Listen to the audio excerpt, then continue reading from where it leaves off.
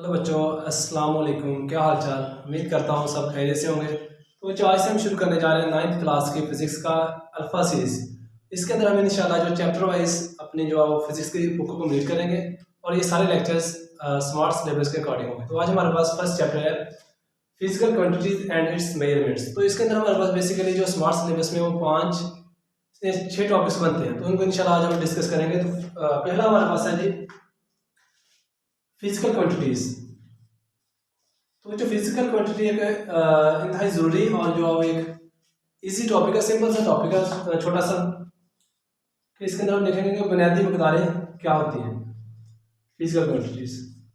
तो लफ्ज़ जो फिजिकल है ये ऐसी चीज़ों के बारे में हम इसको यूज़ करते हैं जिनके बारे में हम जिनको हम मेजरेबल जो चीज़ें होती हैं, मेजरेबल चीज़ें आप कह सकते हैं, या टचेबल चीज़ें हो सकती हैं जिनको हम पकड़ सकते हैं, जिनके बारे में हम जिनको टच कर सकते हैं।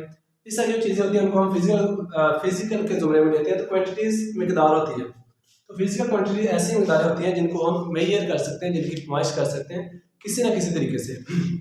तो इसकी सिंपल सी डेफिनेशन लिखी हुई है कि ऑल द मेजरेबल क्वांटिटीज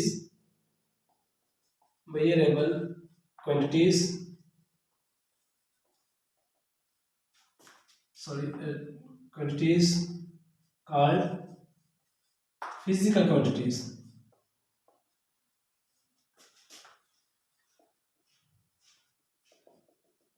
तो तमाम काबिल पैमाइश मकदारें जिनको हम पैमाइश कर सकते हैं उनको हम फिजिकल क्वांटिटीज कहते हैं। तो एग्जांपल देख लेते हैं इनकी। एग्जांपल के अंदर इसके नीचे हमारे पास आ जाएगा, इसके अंदर लेंथ हमारे पास फिजिकल क्वांटिटी है, क्योंकि इसकी पैमाइश कर सकते हैं। मार्कर हमारे पास ये पेंसिल है, तो इसकी हम पैमाइश कर सकते हैं। हमारे पास क्या है? फिजिकल क्वांटिटी है। किस चीज़ का हमने वजन करना हो तो वो भी हम कर सकते हैं। तो हमारे पास वो क्या है?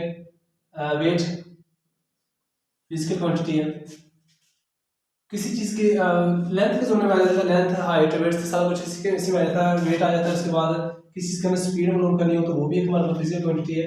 किसी रूम का हमें वॉल्यूम फाइंड आउट करना तो वो भी हमारे पास जो physical quantity. All the measurable quantity जिनको हम मेजर कर सकते हैं वो फिजिकल क्वांटिटी है। अच्छा, जो बताओ हमारे पास जो एयर है वो फिजिकल क्वांटिटी है कि नहीं?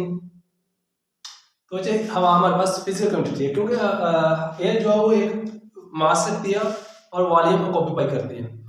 तो अब फॉर एग्जांपल अगर हमारे पास घर में सिलेंडर, गैस वाला सिलेंडर हो, तो जब गैस के बगैर सिलेंडर हो तो उसमें आप देखेंगे उसका वजन कम होता है, लेकिन जब उसमें हम गैस डलवा लेते हैं तो उसका वजन जो है पहले से बढ़ जाता है। डिपेंड करता है कितनी मकदार में गैस की वहाँ पर डलवाई।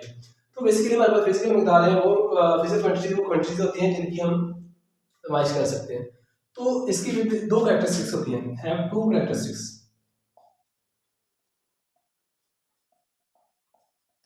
तो फिजिकल क्वांटिटी की हमारे पास दो प्रॉपर्टीज होती है। नंबर एक इसका यूनिट और नंबर दो पे इसके पास इसकी न्यूमेरिकल वैल्यू। तो जो हमारे पास जो फिजिकल क्वांटिटीज, हर फिजिकल क्वांटिटी के अंदर ये दो चीज़ें लाजमी होनी चाहिए। इन दोनों में से एक भी मिसिंग हो तो हमारे पास वो क्वांटिटी हम उसको अंडरस्टैंडिंग कंप्लीट नहीं कर सकते। मिसाल के तौर पर एक दुकानदार है, उससे आप कहें कि मुझे 5 दे दें, सॉरी मुझे 5 दे दें, तो 5 शुगर दे दें, 5 शुगर। तो इससे उस दुकानदार के वो कोई समझ नहीं आएगी 5 शुगर से क्या बनाता है अगर आप साथ इसके केजीज का यूनिट ऐड नहीं करते। तो हमारे पास जो 5 है ये उसकी न्यूमेरिकल वैल्यू, और जो हमारे पास है जी केजी, ये इसका यूनिट है। तो किसी भी फिजिकल क्वांटिटी को कंप्लीटली बयान करने के लिए उसके न्यूमेरिकल वैल्यू के साथ उसका यूनिट होना भी बहुत ज़रूरी है। तो उसके बाद हम आ जाते हैं कि इसकी टाइप्स के ऊपर। तो बेसिकली इसकी दो टाइप्स है फिजिकल क्वांटिटीज की। नंबर एक बेस क्वांटिटीज और नंबर दो पे हमारे पास है डिराइव्ड क्वांटिटीज। तो बच्चों हमारे पास ये जो क्वांटिटीज है या बेस क्वांटिटीज, तो बेसिकली बेस क्वांटिटीज एक बहुत अहम जो आप कह लें कंसेप्ट है बेस क्वांटिटीज का, जो आपको थ्रू आउट आगे तमाम क्लासेस में हेल्प करता है। और हमारे आगे हमें टॉपिक को डिस्कस करेंगे इंटरनेशनल सिस्टम ऑफ यूनिट्स को, वो भी हमारे जो इन्हीं 7 क्वांटिटीज के लिए, इन्हीं बेस क्वांटिटीज के लिए जो डिज़ाइन किया गया है, उसको बनाया गया है या उसको इंट्रोड्यूस कराया गया है। अच्छा, बेस क्वांटिटी दरअसल वो क्वांटिटीज होती हैं, बेस से मुराद है आपका बुनियादी है, बुनियाद जो ऐसी मकदारें जो दूसरी मकदारों को बुनियाद फराहम करें। मिसाल तो मैं मिसाल समझते हैं छोटा सी, अब पहले कि हमारे पास एक गाड़ी है, उसकी स्पीड है जी, उसकी वेलोसिटी है 30 मीटर पर सेकंड। अब देखिए हम स्पीड को या वेलोसिटी को बयान कर रहे हैं उस दो यूनिट्स की मदद से। दो, इसका कंप्लीट यूनिट मीटर पर सेकंड बन रहा है, लेकिन इसके अंदर दो चीजें शामिल, एक मीटर है और दूसरा सेकंड है। मीटर और सेकंड को मिलाकर हमारे पास एक यूनिट, एक स्पीड का यूनिट बना। अब मीटर हमारे पास क्या है, एक बेस क्वांटिटी, और सेकंड क्या है, ये भी एक बेस क्वांटिटी है। तो हमने दो बेस क्वांटिटी को बनाया और हमारे पास एक स्पीड बनी। तो बेस क्वांटिटी ऐसी क्वांटिटी होती है दूसरी क्वांटिटीज को बुनियाद फराहम करती है। तो बेसिकली हम देखते हैं the quantities which provides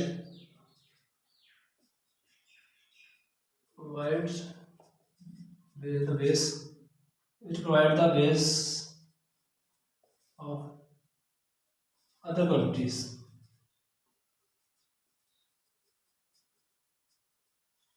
called base quantities।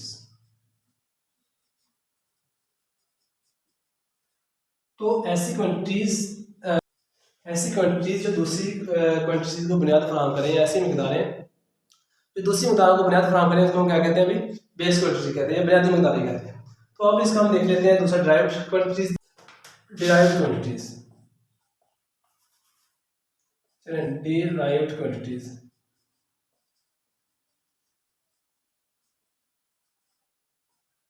Derived quantities ऐसी मकदारें हैं जो बुनियादी मकदारों से अखज़ की जाएं।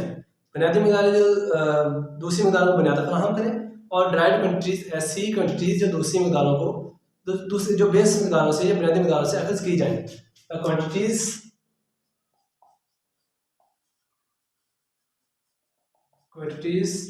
derived from base quantities called derived quantities।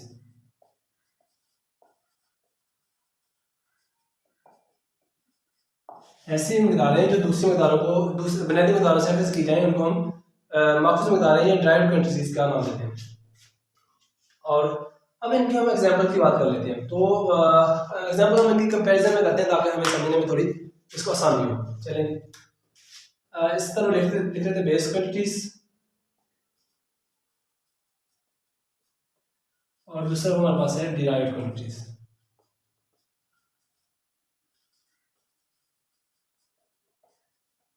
चलिए तो अच्छा, बेसिकली हमारे पास बेस क्वांटिटी है जो 7 है, और उनसे आगे जितनी भी डिराइव्ड क्वांटिटीज हैं, बाकी फिजिक्स के अंदर हम जितनी भी मकदारों को पढ़ते हैं वो इन्हीं 7 मकदारों से ही आगे डिराइव्ड हुई हुई हैं। तो बेस क्वांटिटीज कौन सी हैं? नंबर 1। तो इसके लिए मैंने एक छोटा सा फार्मूला बनाया, अगर आप उसको जो आप अच्छे से समझ लें, याद कर लें, तो आपके पास ये बुनियादी मकदारों को याद रखने इतना ही आसान हो जाता है। तो वो आपको मैं बता देता हूँ, ये चलिए यहाँ बता देता हूँ। वो आपके पास है जी लिमिट टी, चाहे कम पी है। और इससे लिमिट से आपने याद रखना है कि आपके पास लिमिट से हमारे पास जो बेस क्वांटिटी का नाम बनता है उसको हम कहते हैं लेंथ। लेंथ हमारे पास एक बुनियादी मकदार है, बेस क्वांटिटी है। और एम से हमारे पास जो बनता है वो है मास, और आई से हमारे पास जो बेस क्वांटिटी बनती है वो है intensity of light.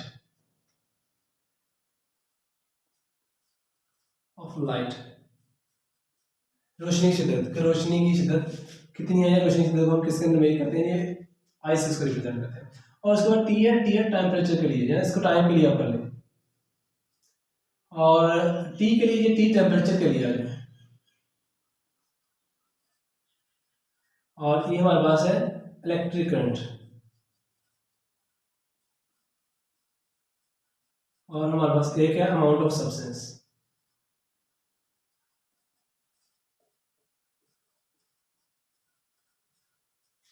Amount of substance, चलें चलें नजर है। चलें, और सॉरी नजर नहीं आ रहा, इसको हम थोड़ा सा रेज करके दोबारा लिख लेते हैं। Electric current,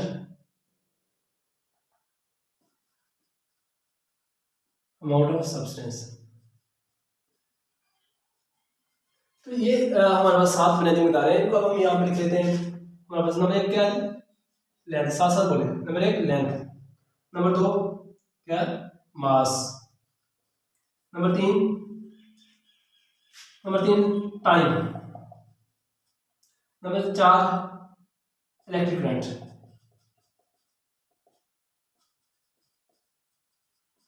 number 5 amount of substance,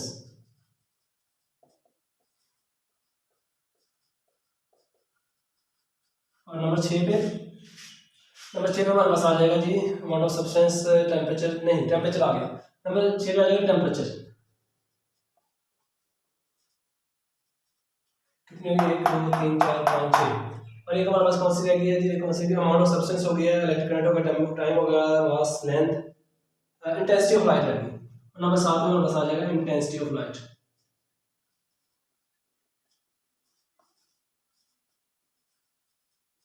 intensity of light, तो ये 7 बुनियादी मकदारें हैं जिनसे आगे भी तमाम मकदारों को हम ड्राइव करेंगे। तो ड्राइव क्वांटिटी देखते हैं जी।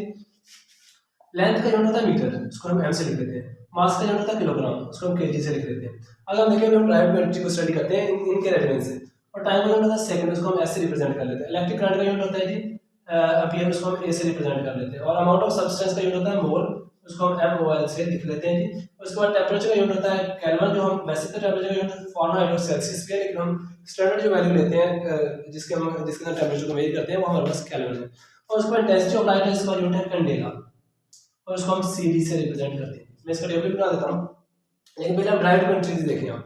और ड्राइव क्वांटिटीज वो क्वांटिटीज है जो बेस क्वांटिटी से ड्राइव हुई है। मसलन आप स्पीड देखें, स्पीड एक ड्राइव क्वांटिटी है, फोर्स एक ड्राइव क्वांटिटी है, प्रेशर एक ड्राइव क्वांटिटी है। ये तमाम क्वांटिटीज क्या है, ड्राइव क्वांटिटी। वो कैसे, अब स्पीड का यूनिट देखें, स्पीड का यूनिट है मीटर पर सेकंड। अब मीटर क्या है, ड्राइव बेस क्वांटिटी है, और सेकंड क्या है, बेस क्वांटिटी है ये वाली।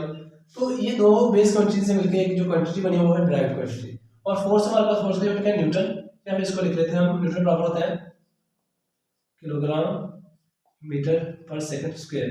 तो इसको आप किलोग्राम मीटर पर सेकंड स्क्वायर लिख सकते हैं। किलोग्राम क्या मास का यूनिट है, मीटर क्या है लेंथ का यूनिट है, सेकंड क्या है टाइम का यूनिट है। तो ये भी तीन बेसिक मकदारों से मिलके, बेस यूनिट से मिलके जो एक आपका यूनिट बना है न्यूटन। जो फोर्स का यूनिट है, तो ये भी एक ड्राइव यूनिट हुआ। प्रेशर, प्रेशर का फार्मूला क्या आता है, दरअसल फोर्स ओवर एरिया। मतलब फोर्स का यूनिट न्यूटन होता है, एरिया यूनिट मीटर स्क्वायर होता है, तो न्यूटन बाय मीटर स्क्वायर। तो ये न्यूटन अभी हमने ऊपर देख लिया कि न्यूटन किसके इक्वल होता है, किलोग्राम मीटर पर सेकंड स्क्वायर। तो मीटर भी हमारे पास एक बेस यूनिट है। तो ये तमाम यूनिट्स के आपके पास, इसका एक्सेलरेशन आ जाता है, डेंसिटी आ जाती है हमारे पास, वॉल्यूम आ जाता है, ये तमाम हमारे पास ड्राइव यूनिट्स हैं। तो इसके अंदर हमारे पास जो हमने डिस्कस कर लिया, वो बुनियादी मकदारें क्या होती हैं, वो मकदारें जो दूसरी मकदारों को बुनियाद फराहम करें, the quantities which provide the base of other quantities called base quantities. और दूसरी drive quantity, the quantity which expressed on the base of other quantities is called derived quantity. उसके बाद हमारे पास हमने देखा इनके यूनिट्स को, कि हमारे पास बुनियादी 7 क्वांटिटीज हैं जो बेस क्वांटिटीज के तौर पर जिनको जाना जाता है। उनको length, mass, time, electric current, temperature, amount of substance, intensity of light और टेम्परेचर, ये हमारे पास बुनियादी मकदार है। और हमने कुछ दूसरी मकदारों को भी डिस्कस कर लिया, ड्राइव क्वांटिटीज को भी, कि उसके अंदर प्रेशर हमने देखा, उसके अंदर फोर्स देखी, उसके अंदर हमने स्पीड देखी।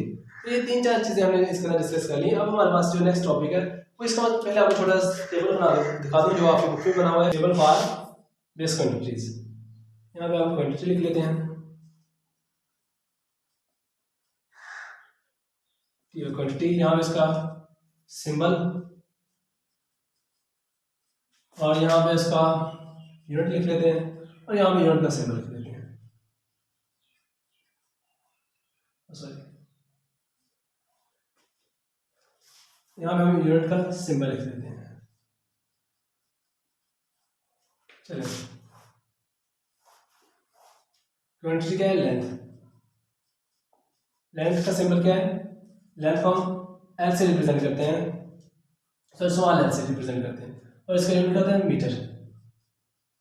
सॉरी, और इसको हम स्मॉल एल से रिप्रेजेंट करते हैं। उसके बाद मास, मास का यूनिट क्या है, मास का सिंबल क्या है जी, कैपिटल एम, और इसको हम, इसका यूनिट क्या है, किलोग्राम,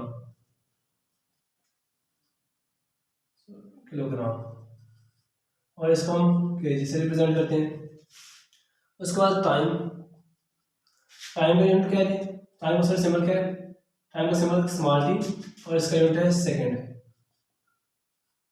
और इसको हम ऐसे रिप्रेजेंट करते हैं। उसके बाद हमारे पास है amount of substance,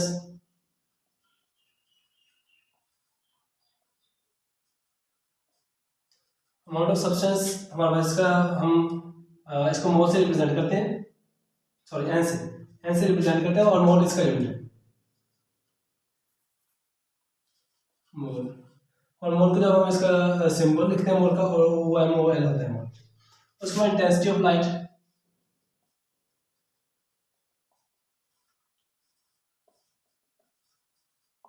intensity of light को हम जो इसका यूनिट, इंटेंसिटी ऑफ लाइट को हम जो कैपिटल एल से रिप्रेजेंट करते हैं, और इसका यूनिट होता है कैंडेला, और इसको हम सीडी से रिप्रेजेंट करते हैं। और उसके बाद इलेक्ट्रिक करंट, इसको इसी लिख रहा है इलेक्ट्रिक करंट। और इलेक्ट्रिक करंट को हम आई से रिप्रेजेंट करते हैं, और इसका यूनिट होता है एम्पियर,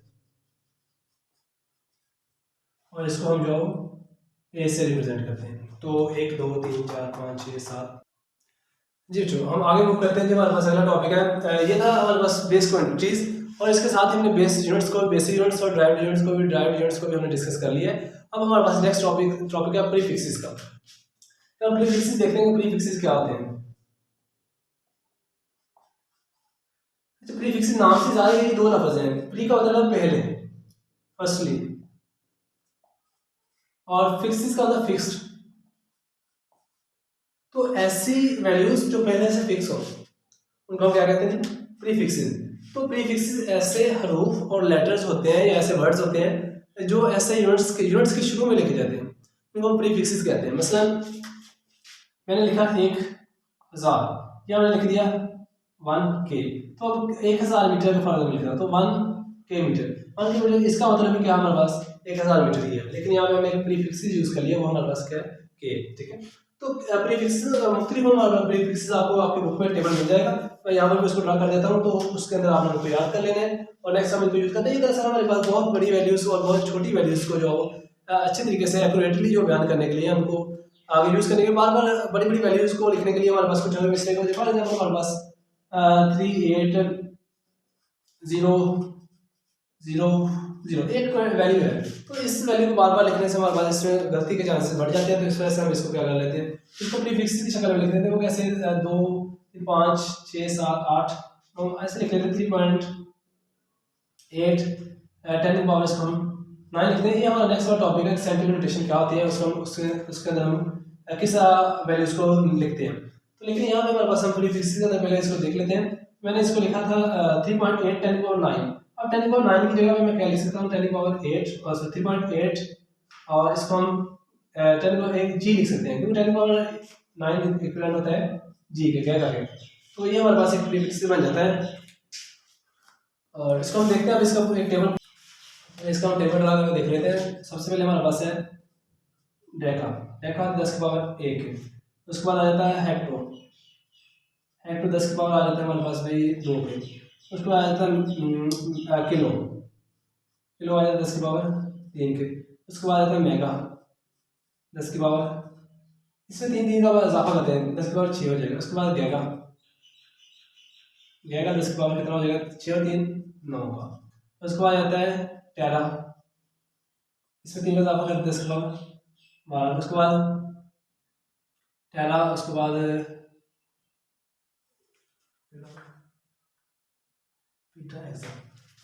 टेरा, उसके बाद आ जाता है पीटा 10 की पावर 15। उसके बाद आ जाता है एक्सा 10 की पावर 18 तक।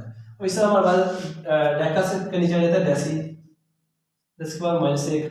उसके बाद आ जाता है सेंटी 10 की पावर आ जाता है -2। उसके बाद आ जाता है मिली 10 की पावर -3। उसके बाद आता है माइक्रो 10 की पावर -6।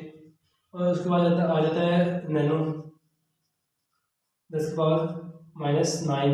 उसके बाद आता है पिको और 10 की पावर -12। और उसके बाद आ जाता है फेमटो 10 की पावर -15। और उसके बाद आता है एटो, उसके बाद आ जाता है एटो जी 10 की पावर -18।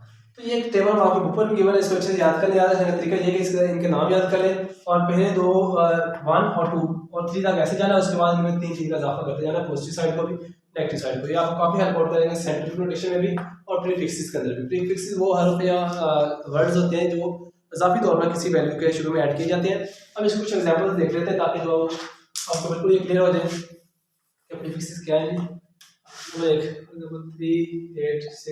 38609994K।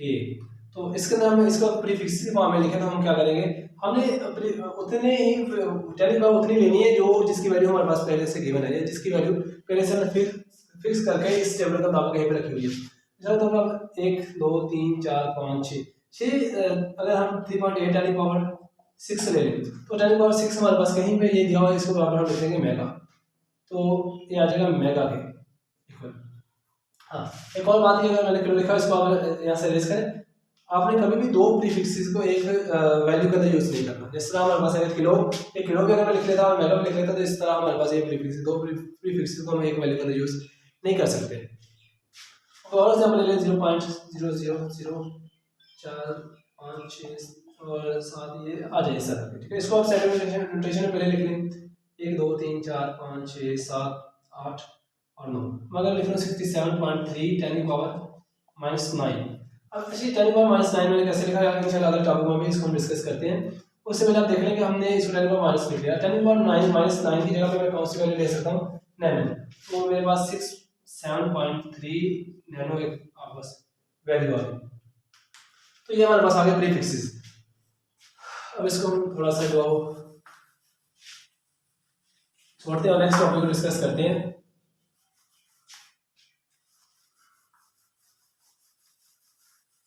अगला टॉपिक हमारे पास है जो वो है scientific notation.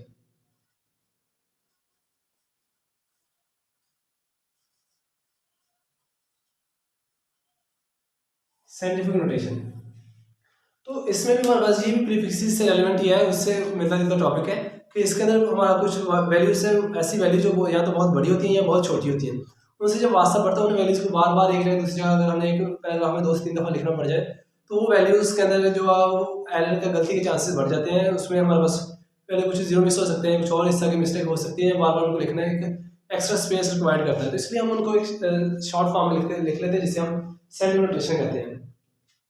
In scientific notation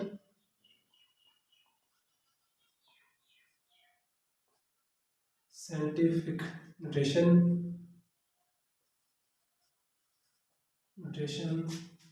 numbers are expressed in power of 10 इसको हम स्टैंडर्ड नोटेशन कहते हैं। इसके अंदर हम 10 की पावर में पावर में अदाद को ज़ाहिर करते हैं जिसे हम स्टैंडर्ड नोटेशन कहते हैं। मिसाल तौर पर हमारे पास अगर ज़मीन से हम देखें, ज़मीन से चांद का फासला वो 3,80,00,000 है।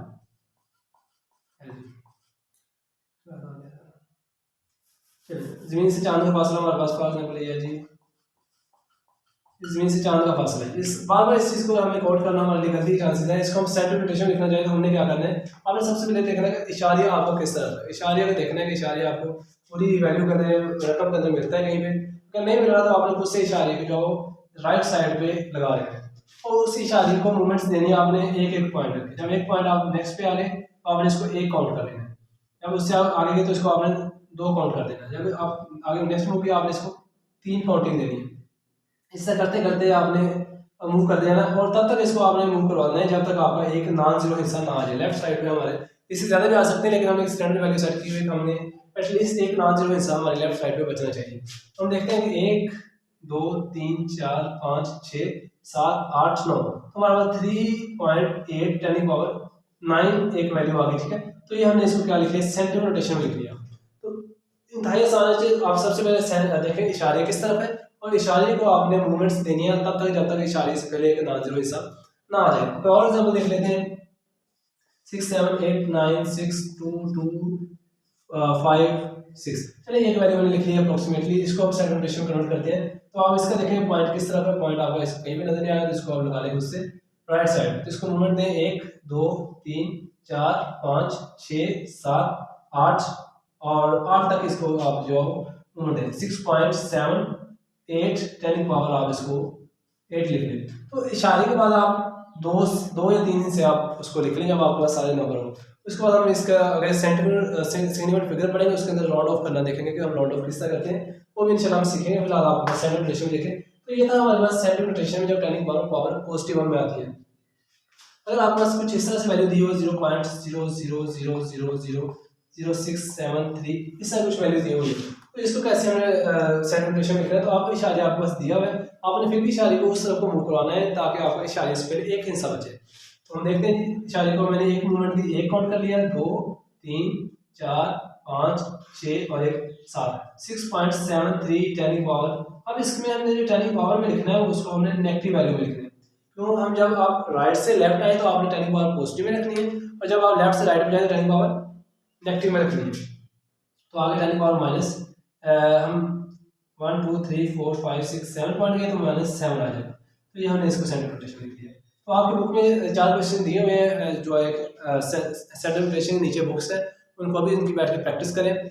और हम इससे आगे हम नेक्स्ट टॉपिक की तरफ मूव करते हैं जो कि हमारा मोस्ट इंपोर्टेंट इस टॉपिक का लॉ क्वेश्चन है, और उसको अच्छे समझिएगा और वो बहुत ही इंपॉर्टेंट जरूरी भी है। और आगे एमटी कैट कैट के लिए भी उसमें से क्वेश्चन मोस्टली वो उठाता है।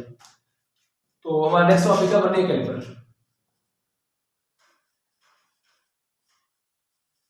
वर्नियर कैलिपर्स, तो वर्नियर कैलिपर्स हमारे पास एक पैमाशी आला है, पैमाश करने वाला इंस्ट्रूमेंट है जिसके अंदर हम मुख्तलिफ ऐसे ऑब्जेक्ट्स जिनकी पैमाश हम वैसे एक पैमाशी फीता से मीटर रॉड से नहीं कर सकते, उसकी पैमाश जो वर्नियर कैलिपर से कर सकते हैं। और छोटी से छोटी पैमाश को भी हम इससे जो मेजरमेंट दुरुस्ती के साथ कर सकते हैं एक्यूरेटली। अब होता है हमारा जो एक पैमाशी फुटा वो 1 सेंटीमीटर की जो है वो पैमाश हमें दुरुस्त दे सकता है, लेकिन अगर हमें इससे छोटी पैमाश चाहिए हो तो वो हमारे लिए वो उस फुटे से या उस पैमाने से पॉसिबल नहीं है काउंट करना। फॉर एग्जाम्पल मैंने कुछ मेरे पास एक छोटी सी ब्रेक से कुछ रॉड है या कुछ वायर है, उस वायर का मैं डायमीटर फाइंड आउट करना चाह रहा हूँ, तो वो डायमीटर मुझे जो एक पैमाशी फुटे से या एक फीते से नहीं मिल सकता। इस वजह से मुझे उसको कोई ऐसा इंस्ट्रूमेंट चाहिए जो एक्यूरेटली उस चीज़ का डायमीटर या उस चीज़ का मुझे वो मेजरमेंट कैलकुलेट कर दे। तो हमारे पास वर्नियर कैलिपर है, तो इसके हम थोड़ी इसकी सबसे पहले कंस्ट्रक्शन देख लेते हैं। वर्नियर कैलिपर की कंस्ट्रक्शन में है क्या क्या, क्योंकि इसके जो पार्ट्स वो कौन कौन से हैं। नंबर एक, वर्नियर कैलिपर थोड़ी सी छोटी सी डायग्राम बना लें।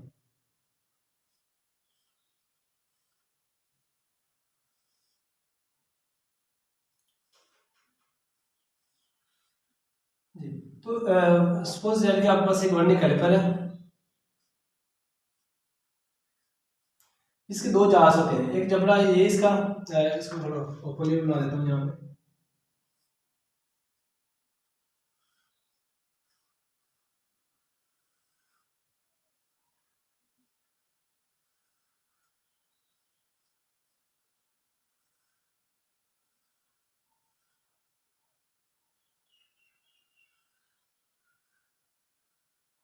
ठीक है, एक वर्नियर कैलिपर है जिसके दो जबड़े हैं, दो जार्स हैं। एक इसका जार जो है इसे कहते हैं मूवेबल जार, और एक होता है फिक्स जार।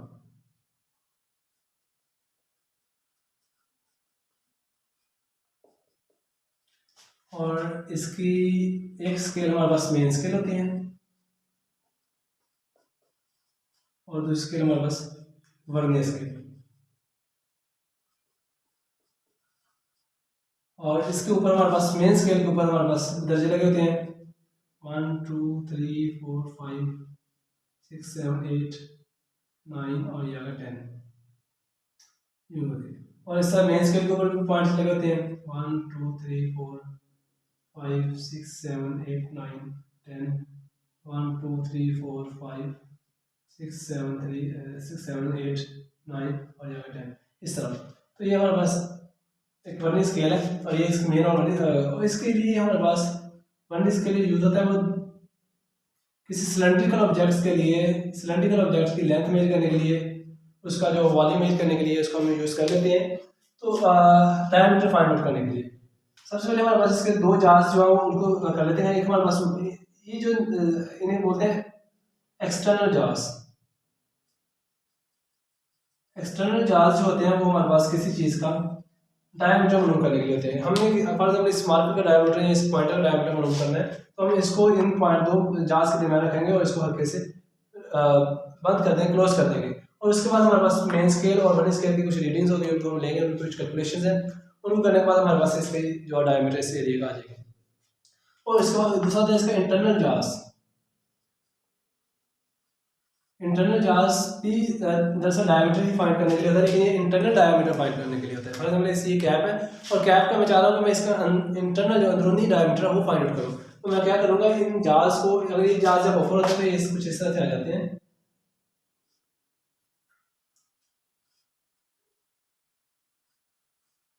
जी इस तरह से। इन जार्ज को जब क्लोज किया जाए तो ये दोनों इन जार्ज को इस कैप के अंदर, इस कैप को इन जार्ज को ऊपर रख के इनको थोड़ा सा बाहर की तरफ को खोलेंगे।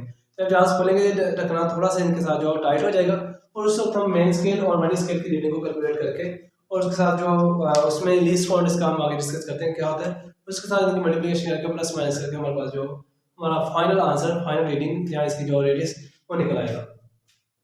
तो ये था हमारा कंस्ट्रक्शन वर्निक कैलिपर की। वर्निक कैलिपर जो है इसके अंदर क्या क्या चीज़ें हैं और इसकी जो यूज़ क्यों होता है, किसी चीज़ की लेंथ मेजर करने के लिए, डेप्थ मेजर करने के लिए, हाइट मेजर करने के लिए, किसी का रेडियस मेजर करने के लिए, बहुत छोटे ऑब्जेक्ट्स का उसको इसको हम यूज़ करते हैं। वर्निक कैलिपर का लीस्ट काउंट होता है वो हमारे पास होता है जी 1 मिलीमीटर, सॉरी 0.1 मिलीमीटर, या इसको हम लिख सकते हैं 0.01 सेंटीमीटर। ये हमारे पास वर्निक कैलिपर का लीस्ट काउंट है। इसको कैसे कैलकुलेट करते हैं वो भी हम अभी देख लेते हैं। इसको रेस कर लेते हैं। और देखिए हमारे पास फर्स्ट करेंगे, हमारे पास वर्निक कैलिपर की मेन स्केल है, इसमें निशान लगेगा 1 2 3 4 5 6 7 8 ये सॉरी 9 और ये वाला 10।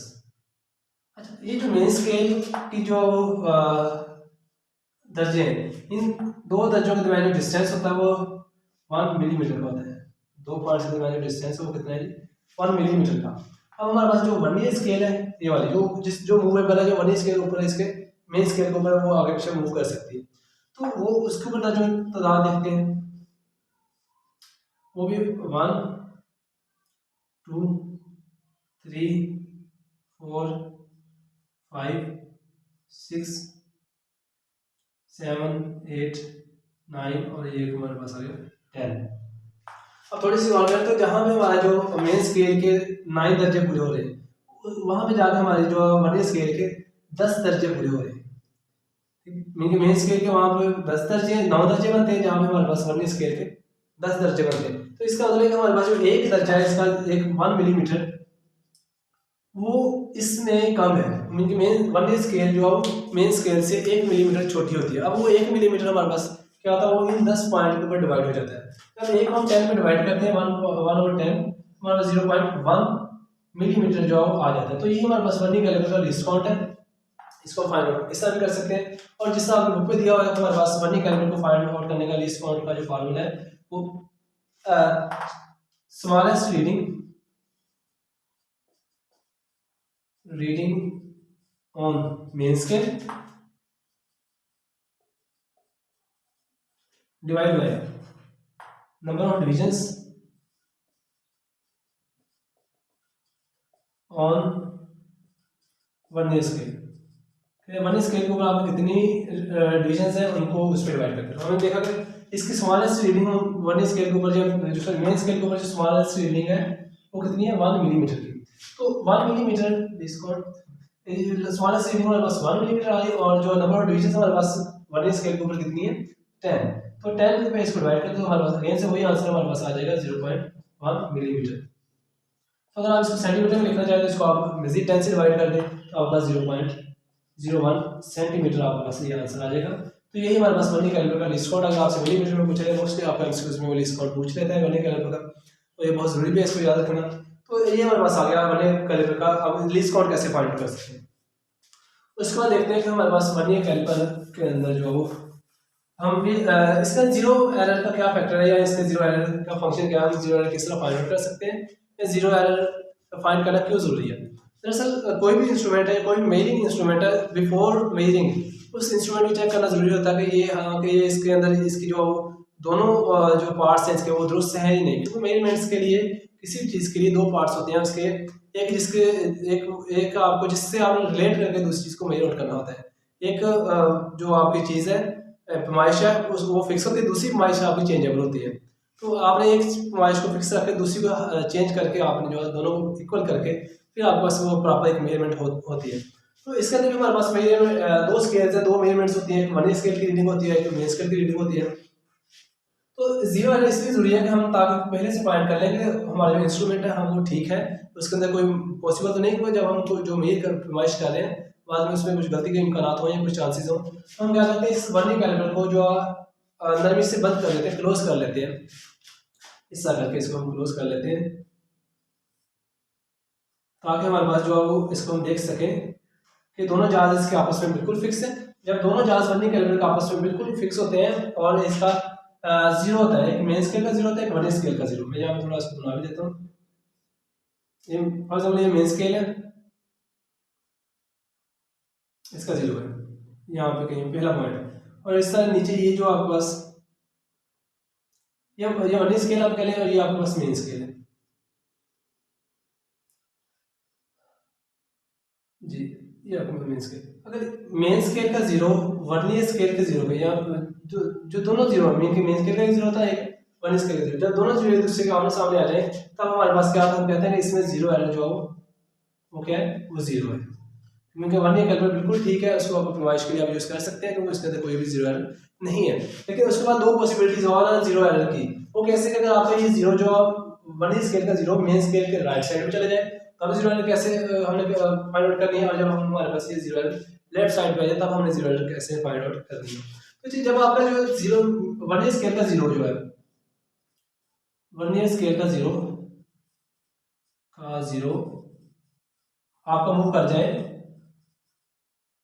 On left side, on sorry right side में चला जाए, पहले राइट कर देते हैं राइट साइड, तो आपका जीरो एरर पॉजिटिव होगा। जीरो एरर क्या होगा पॉजिटिव होगा, मीन कि आपने जब आपका वर्नियर स्केल का जीरो मेन स्केल के जीरो के राइट साइड में आ जाए, आपने दोनों वर्नियर स्केल को बंद किया हल्के से नरमी के साथ, आपने देखा कि मेन वर्नियर स्केल का जीरो जो है वो मेन स्केल के जीरो के राइट साइड में है, तो उस वक्त आपका जो जीरो एरर होगा वो पॉजिटिव होगा। और अगर आपका यही जीरो इसको दूसरा अपोजिट कर दें, अगर ये जीरो आपका लेफ्ट साइड पे आ जाए तो आपका जीरो एरर नेगेटिव होगी। अच्छा अब जब आपका जीरो एरर पॉजिटिव हो तो इसको आपने आंसर के अंदर जो आंसर में से इसको आपने माइनस कर दें, zero error minus zero error. जब आपके पास जीरो एरर पॉजिटिव हो तो उसको आंसर में से आपने माइनस करना है, क्योंकि पॉजिटिव का मतलब कि इतनी वैल्यू ज्यादा है, ज्यादा अब है तो आप आंसर में उस उतनी वैल्यू आप कम कर दें तो हमारा आंसर एग्जैक्टली ठीक आ जाएगा, एक्यूरेट आ जाएगा। अगर जीरो एरर हमारे पास नेगेटिव आ रही है कब आएगी, जब हमारे पास वर्नियर स्केल का जीरो मेन स्केल के जीरो के लेफ्ट साइड पे होगा, तब आपने इसको जो है मेन इसके अंदर फाइनल आंसर का आंसर में से आपने इसको आंसर में इसको आपने ऐड कर देना। आंसर में क्या करना आपने ऐड कर देना कब, जब आपका नेगेटिव जीरो एरर आए। वर्किंग के अंदर हम क्या करते हैं, हम एक सिलेंडर लेते हैं, उसको हम एक वर्नियर कैलिपर के अंदर रखते हैं, उसको हम प्रिसाइजली इसको जो नरमी के साथ बंद कर देते हैं इसके जहाज को, और ऐसे बंद करना है कि आपका ये जो आपका जो भी सिलेंडर है वो वर्नियर कैलिपर के जबड़ों में आ जाए, और उसको आप ऐसे यूं करके छोड़े और वो नीचे गिरे ना, इतनी कि वो जो क्लोज आपने इसको कर देना वर्नियर कैलिपर को। तो अब इसकी हम जो वर्किंग देखते हैं, इसका हम देखते हैं वर्नियर कैलिपर की रीडिंग कैसे लेनी है। वर्नियर कैलिपर की रीडिंग लेने के लिए हम क्या करते हैं कि हमने सबसे पहले जो जब जहाँ को बंद किया फॉर एग्जाम्पल ये हमारे पास आ जाता है जी, हम फर्स्ट करेंगे ये हमारे पास वर्नियर स्केल है, 3 और एक 4 आ गया और एक 5 6 7 8 9 और एक ये 10 11 12 और 13 और 14 और एक 15 इस तरह के, और ये इसके नीचे आपके पास एक है जी कौन सी स्केल वर्नियर स्केल, इसमें भी 1 2 3 4 और ये आ गया 5 6 7 8 9 और एक आ गया बस 10। चलिए, तो अब देखेंगे यहाँ पे हमारे पास मेन स्केल की 9 पॉइंट्स बन रहे हैं। हमारे पास वर्नियर स्केल के वहाँ पे पूरे 10 पॉइंट्स 10 डिवीजन बन रही है। अगर फॉर एग्जाम्पल हमारे पास एक रॉड है जिसकी हमें पॉइंट करनी है, ये हमारे पास रॉड है जिसको हमने यहाँ पे रखा हुआ है, इसकी आपने पॉइंट करनी है यूं करके। तो अब आपने क्या करना है, सबसे पहले आप इसकी जो काउंटिंग करेंगे, जब हम इसके अंदर किसी चीज़ को जो अपने सिलेंडर को या इस वायर के डायमीटर जिसका हमें पॉइंट करना है उसको रखेंगे, तो ये हमारे पास वर्नियर स्केल और मेन स्केल अभी आपको स्पेसिफिक रीडिंग शो होगी। आपने सबसे पहले जो मेन स्केल की रीडिंग को नोट करना है, मेन स्केल की रीडिंग, उस रीडिंग को आपने क्या करना है, उसको नोट कर लेना। फॉर एग्जाम्पल मेरे पास मेन स्केल की, अगर मैं इसको यहाँ से देखूँ तो ये 5 पे बन रहा है, 5 6 और ये कहीं भी यहाँ पे जाके 7 रीडिंग बन रही है इसकी, 7 मिलीमीटर।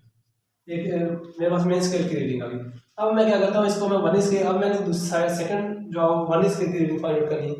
और वन स्केल की रीडिंग आपने फाइंड आउट कैसे करनी है, आपने वन स्केल को देखना है कि वन स्केल जो उसका एक पॉइंट ऐसा होगा जो मेन स्केल के बिल्कुल सामने होगा। ये पॉइंट बोला है हमें कि आपका वन स्केल का एक पॉइंट ऐसा होगा जो मेन स्केल के बिल्कुल एक पॉइंट के सामने होगा।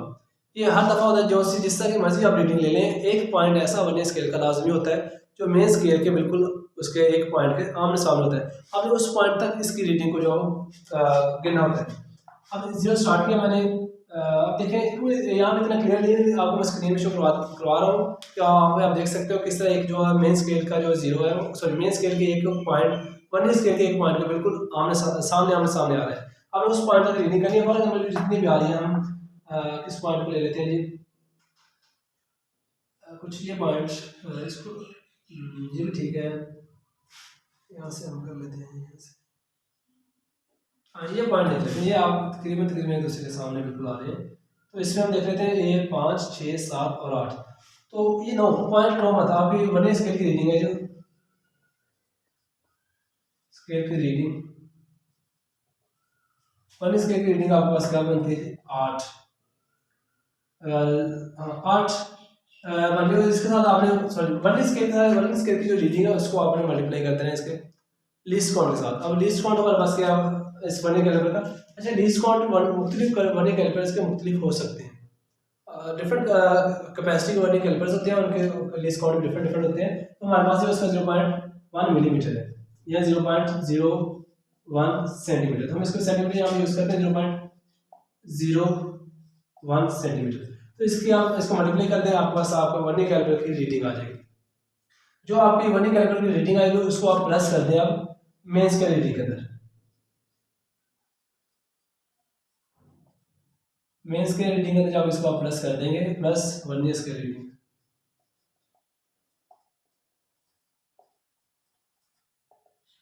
तो आपके पास आपका फाइनल आंसर आ जाएगा। ये तब करना है जब आपके पास जीरो एरर जीरो हो।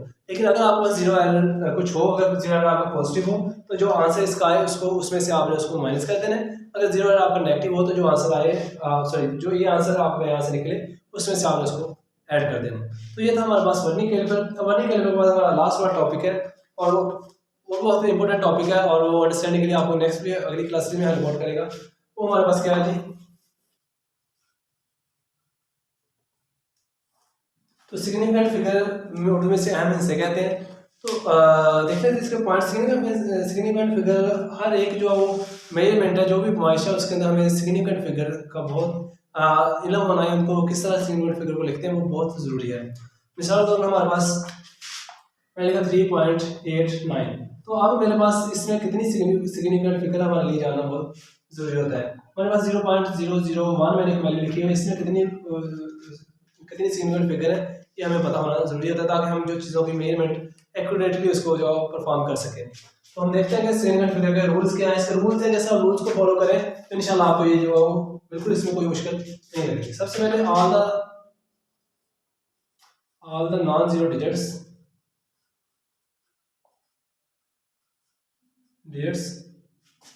Are significant. वो तमाम डिजिट्स जो नॉन जीरो, मसलन 1 3 5 7 जो भी है 9 तक, इनको जोड़ जोड़ के जो है 7 8 9 1 2 6 कुछ भी बन जाए, ये तमाम के तमाम जीरो के हैं सिग्निफिकेंट। हम एक एग्जाम्पल यहाँ देख लेते हैं। मजीद 87692, इसमें सिग्निफिकेंट फिगर कितनी है? 1 2 3 4, चारों नॉन जीरो, तो इसके सिग्निफिकेंट फिगर हमारे पास 4 आ गए। अब अगर हम देखें 1 2 3 4 6 8 और 10, अब इसमें सिग्निफिकेंट फिगर कितनी, जो हम अभी रहने देते हैं जीरो वाले केस आगे हम डिस्कस करते हैं तब इसमें, तो 1 2 3 4 5 6, इसमें सिग्निफिकेंट फिगर हमारे पास 6 बनती है, पहला पॉइंट। और दूसरा पॉइंट हमारे पास आ जाता है zeros on the right side of non-zero digits,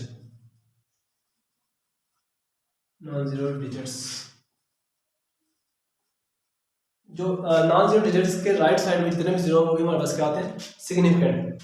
शर्त डेसिमल पॉइंट ना हो, इशारिये वाले पॉइंट ना हो, इशारिये के बगैर और नॉन जीरो हिस्से हों, उनके राइट साइड पे जितने भी जीरो हमारे पास क्या होते हैं? सिग्निफिकेंट होते हैं। मसलन एग्जांपल के तौर पर हम इसको देख लेते हैं। एग्जांपल हमारे पास 100, तो हमारे पास 1 और डबल से 2 जीरो क्या है, इसमें सिग्निफिकेंट फिगर कितनी है? 3 है। 860, तो अब इसमें सिग्निफिकेंट फिगर कितनी है? 3 है। अब 1 0 0 0, 5 जीरो लगा दें, ठीक है, 5 जीरो लगा दें, इसमें सिग्निफिकेंट फिगर कितनी है? 5 और 1 6, 6 सिग्निफिकेंट फिगर है। तो जीरो हमारे पास जो जब भी हम राइट साइड पे लिखते हैं किसी भी नॉन जीरो हिस्से के राइट साइड पे जीरो जो अहम होता है, अहम हिस्सा होता है, सिग्निफिकेंट होता है। और नेक्स्ट रूल हम देखते हैं कि हमारे पास नेक्स्ट वाला कौन सा बनता है? zeros between two non-zero digits,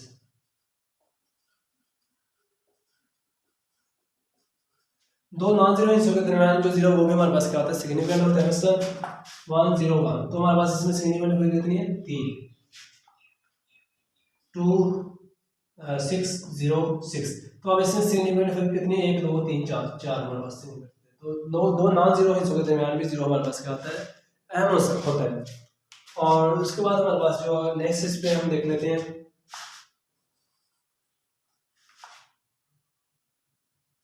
zero